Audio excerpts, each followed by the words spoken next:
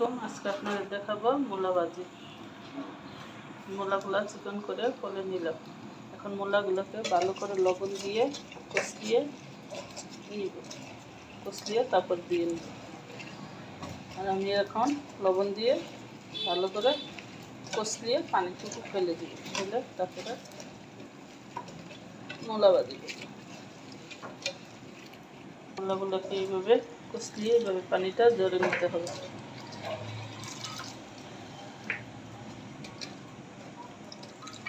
মূলাগুলোকে চিপে মূলাগুলো দিয়ে নিলাম, দিয়ে সেঁকে নিলাম। এরপরে একটা পরিমাণ মতো তেল দিব। তেলটা গরম হয়ে গেছে, এখন দুইটা শুকনো মরিচ আগে ভাজবো। শুকনো মরিচ দুইটা আমার ভাজা হয়ে গেছে, এখন পাঁচফোড়নগুলো ভেজে নিব।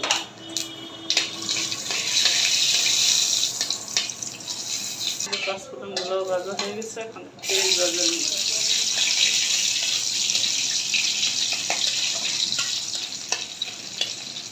পেঁয়াজটি ভাজা হয়ে গেছে, পেঁয়াজটা আমি খুব বেশি ভাজবো না। এখন মূলাগুলো দিয়ে দিব একটু লবণ, দিয়ে দিব সামান্য একটু চিনি।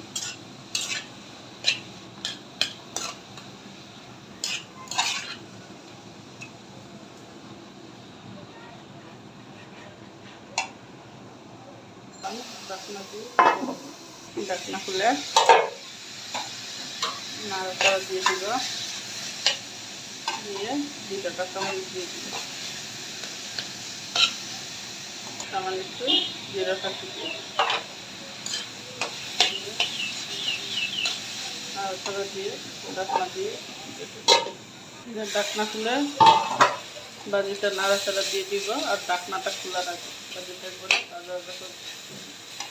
আমার ভাজি একবারে ভাজা ভাজা হয়ে গেছে, নামিয়ে নিব।